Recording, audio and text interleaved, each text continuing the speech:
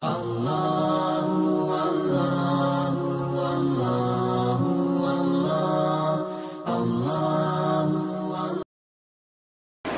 Ibu yang saya muliakan, lanjutan pengajian tafsir kita. Insyaallah pada subuh hari ini kita akan membahas surah Al-Maidah ayat 7 dan seterusnya. A'udzubillahi minasyaitonirrajim. Bismillahirrahmanirrahim. Waskuru ni'matallahi 'alaikum wa mizaqahul ladzi wazakakum bih is qultum sami'na wa ata'na wattaqullaha innallaha 'alimun bizatis sudur. Shadaqallahul azim. Bapak Ibu yang saya muliakan, bahwa pada ayat ini Allah Subhanahu wa taala mengingatkan kembali kepada kita nikmat yang telah diberikan kepada kita, bahwa salah satu nikmat yang paling tinggi yang Allah Subhanahu wa taala telah anugerahkan kepada hambanya adalah nikmat iman atau nikmat Islam. Sebagaimana pada ayat-ayat yang lalu kita pelajari bahwa ketika haji wada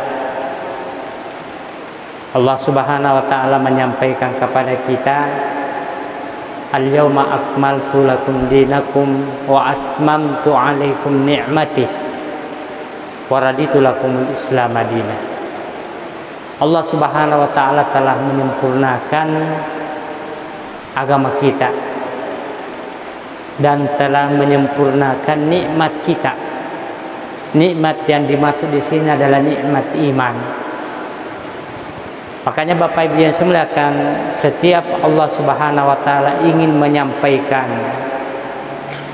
suatu perintah, maka itu selalu mengingatkan kepada kita, ingat nikmat Allah Subhanahu wa taala. Waskuru ni'mati, waskuru ni'matallahi 'alaikum, ingatlah nikmat Allah yang telah diberikan kepada kalian. Wa misaqahul ladzi wasakakum bih. Setelah Allah Subhanahu wa taala menyuruh kita untuk mengingat nikmatnya, maka Allah Subhanahu wa taala menyampaikan kepada kita wa misaqahu, perjanjiannya yang telah diikatkannya, allazi wasakakum bih, kepadamu. Bapak Ibu yang saya muliakan, ada dua interpretasi ulama di sini bahwa perjanjian yang dimaksud di sini wa misaqahul ladzi wasakakum bih, yang pertama adalah perjanjian Allah dengan hambanya. Alastu birabbikum. Sebelum kita keluar di muka bumi ini, Allah telah mengambil perjanjian kita. Alastu birabbikum. Dan kita telah berjanji di hadapan Allah Subhanahu wa taala. Qalu bala syahidana. Tentu kami bersaksi bahwa Engkau adalah Tuhan kami. Penafsiran yang kedua yang dimaksud dengan wa misaqahul ladzi wazakakum bi, perjanjian yang telah diikatkannya Allah kepada hambanya, yaitu perjanjian antara masyarakat Yasrib dengan baginda Rasulullah yang terkenal dengan Bai'atul Aqabah. Bapak Ibu yang saya muliakan, perlu kita ketahui bahwa sebelum Rasulullah sallallahu alaihi wasallam melakukan hijrah ke Yasrib, Yasrib itu adalah nama kota Madinah sebelum Rasulullah sallallahu alaihi wasallam hijrah, dikatakan kota Yasrib. Maka sebelum Rasulullah SAW hijrah pada tahun ke-11 kenabian, pada tahun ke-11 kenabian dan berlanjut ke tahun 12 kenabian Rasulullah sallallahu alaihi wasallam, ada 6 penduduk Yasrib datang menghadap pada baginda Rasulullah SAW, dan itu diriwayatkan, dikisahkan terjadi di bukit Al-Aqabah, yaitu dekat dari Mina. Bapak Ibu yang semuliakan, ke-6 penduduk Yasrib ini diantaranya namanya As'ad bin Surarah. Yang kedua Auf bin Harisa. Yang ketiga Rafi bin Malik bin Ajlan. Yang keempat Huta bin Amir. Yang kelima Uqbah bin Amir. Dan yang keenam Jabir bin Abdullah. Mereka inilah datang kepada baginda Rasulullah SAW melakukan bai'ah, sumpah setia. Inilah yang dikatakan dalam ayat ini, wa misakahul ladzi wazakakum bi. Bapak Ibu yang semuliakan, adapun isi daripada perjanjian atau bai'atul Aqabah, Bapak Ibu yang semuliakan, ke-6 orang ini yang sahabat melakukan perjanjian. Yang pertama, mereka tidak akan menyekutukan Allah Subhanahu wa taala. Ini terkenal dengan perjanjian Al-Aqabah atau bai'atul Aqabah. Yang kedua, mereka akan setia kepada Muhammad, baginda Rasulullah sallallahu alaihi wasallam. Kemudian yang ketiga, mereka tidak akan melakukan perbuatan zina. Ya, kita ketahui Bapak Ibu yang semuliakan, bagaimana orang-orang jahiliyah dari tatanan kehidupan sosialnya, mereka belum diikat dengan ikatan perkawinan yang benar menurut ketentuan agama. Yang keempat, mereka tidak akan membunuh anak-anak. Mereka menghormati anak-anak, memuliakan anak-anak. Sebagaimana kita tahu Bapak Ibu yang semuliakan, bahwa orang-orang jahiliyah sebelum Islam, ketika mereka melahirkan anak perempuan, langsung dikubur hidup-hidup. Tapi mereka ini sudah berjanji, mereka tidak akan membunuh anak-anak. Yang kelima, tidak berbuat kebohongan dan kecurangan. Yang keenam, rela berkorban harta dan jiwanya demi agama yang dibawa oleh baginda Rasulullah sallallahu alaihi wasallam. Kemudian yang ketujuh, mereka tidak akan mencuri. Dan yang kedelapan, mereka bersedia ikut menyebarkan ajaran Islam yang dianutnya. Ini 8 isi bai'atul Aqabah yang memberi keuntungan pada umat Islam untuk menyebarkan agama di kota Yasrib sebelum baginda Rasulullah SAW hijrah ke Madinah, Bapak Ibu yang semuliakan. Lalu pada tahun ke-13 Hijriah, ini masih berlanjut bai'atul Aqabah yang kedua. Wa misaqahul ladzi wasaqakum bih.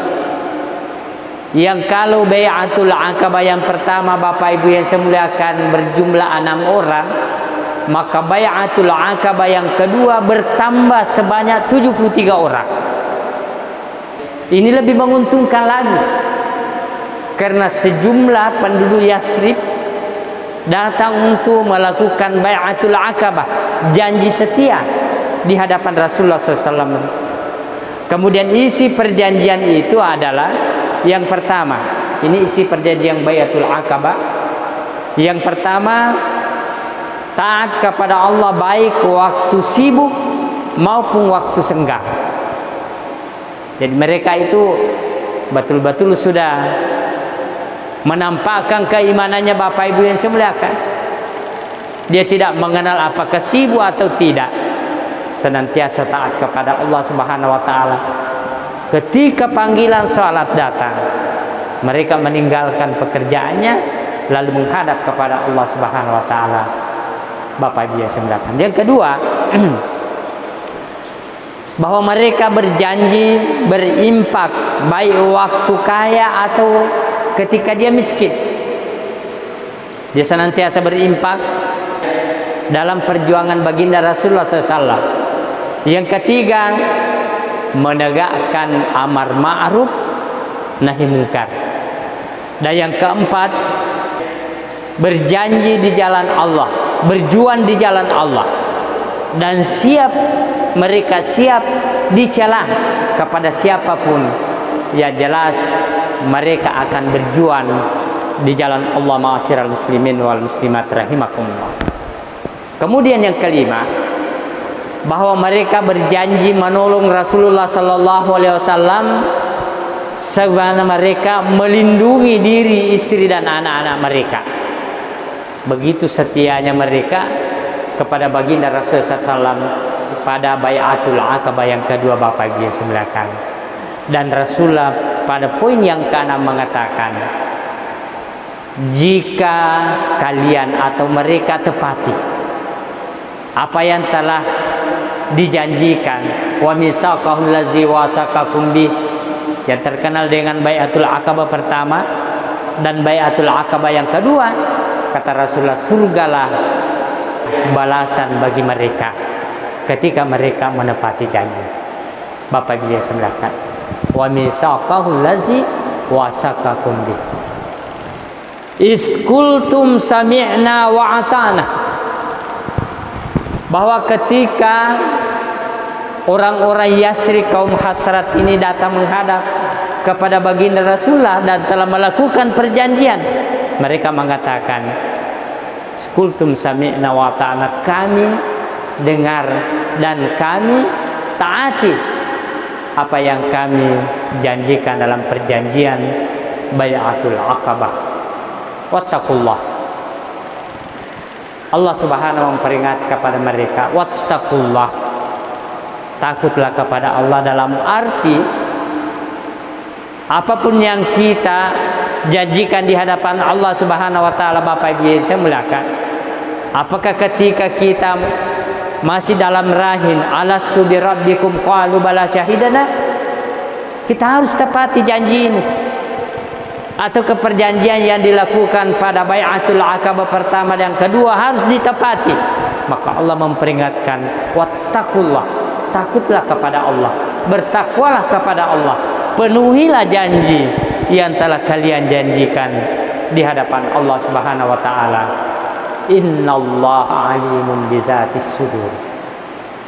Innallaha, sesungguhnya Allah, alimun,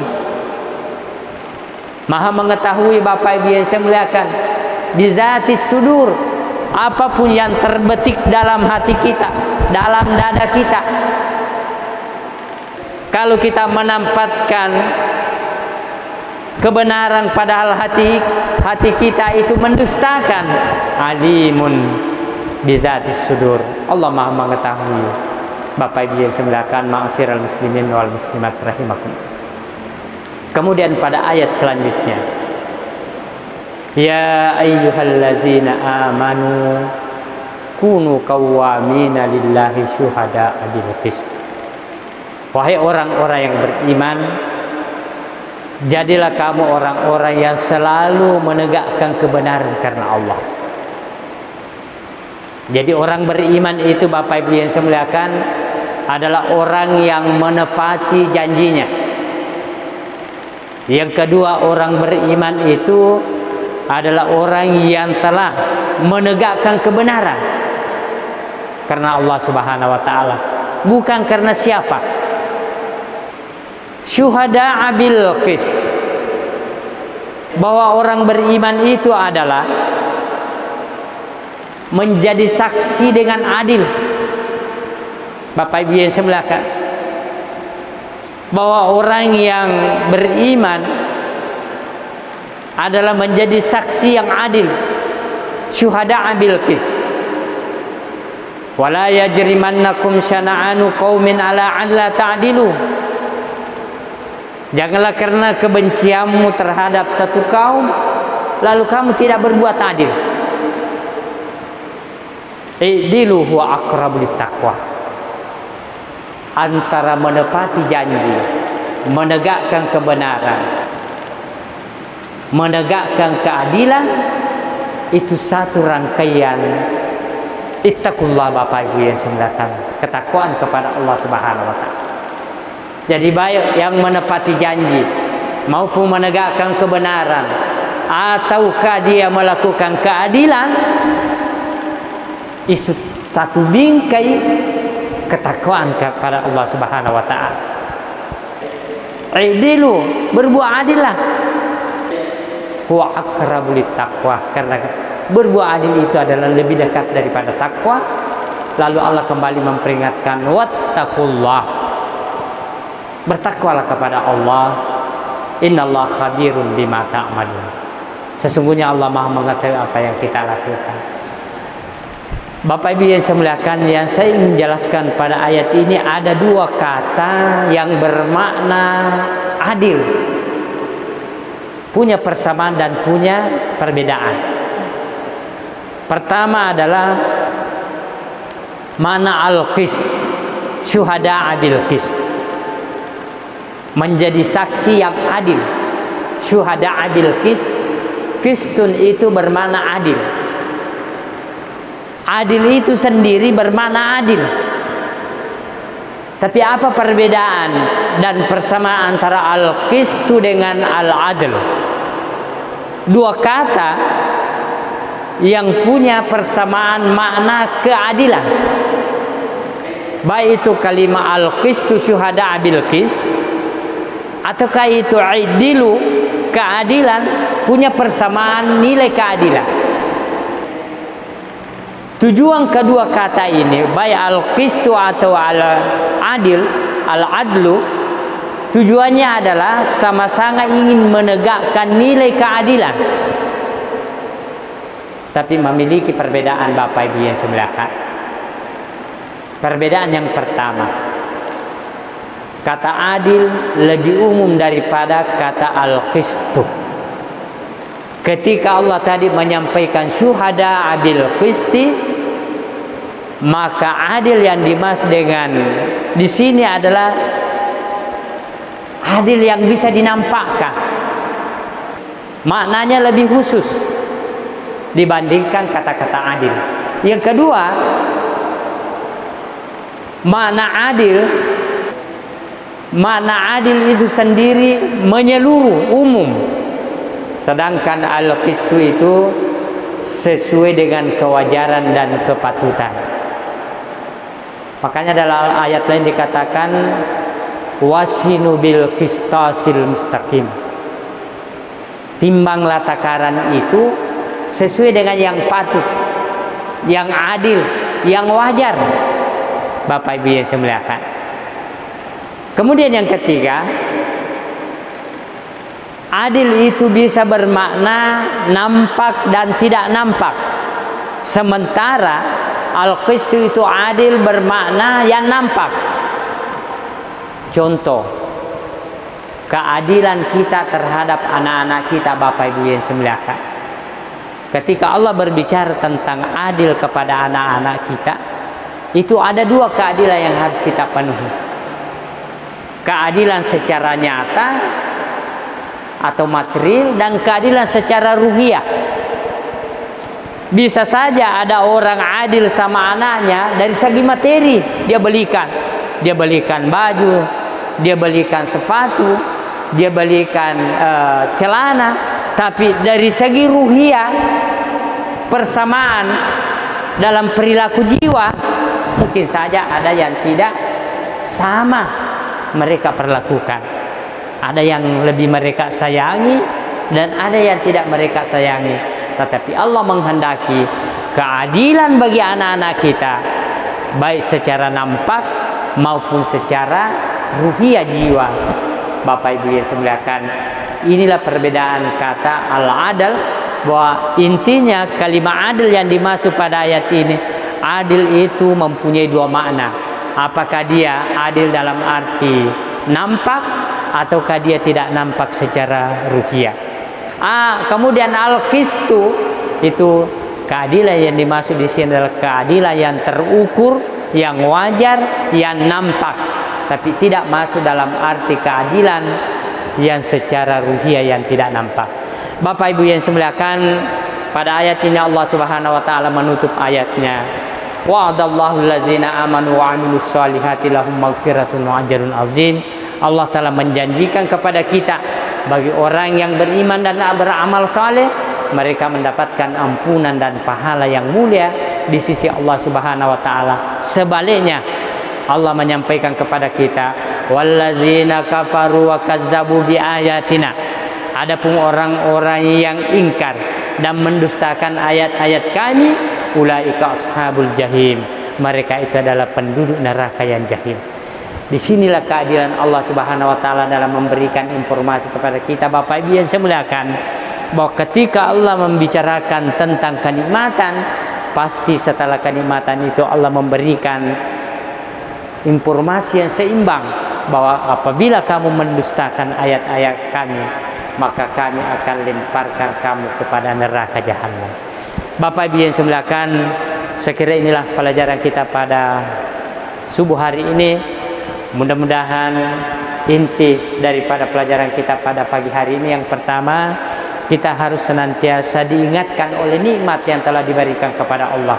Yang kedua, dengan nikmat itu kita harus mematuhi janji setia yang pernah kita ucapkan di hadapan Allah Subhanahu wa taala atau kepada sahabat pada bai'atul Aqabah.